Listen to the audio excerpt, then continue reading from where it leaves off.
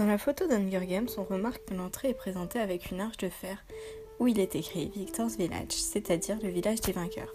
De même, l'entrée du camp d'Auschwitz a la même allure car elle est aussi présentée de cette arche sur laquelle il est écrit cette fois-ci Arbeit macht frei ou le travail rend libre.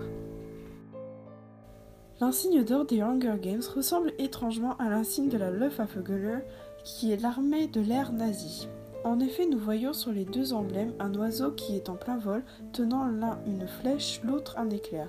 Ce sont des métaphores pour montrer le pouvoir à travers des armes.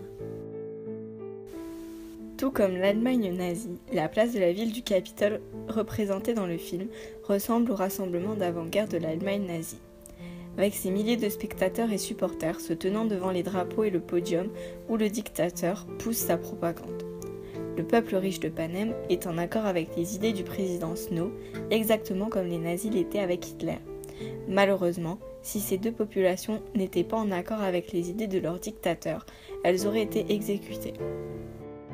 Sur ces deux photos, on remarque les deux dictateurs sur leur estrade, avec derrière eux les dignitaires du régime. Ils s'adressent chacun au peuple face à eux.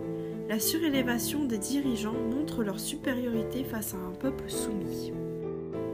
Mais quand vous savez que le monde est en constante progression vers un état policier fasciste totalitaire, cela devient alors moins une métaphore du passé, mais davantage une vision de ce qui nous attend.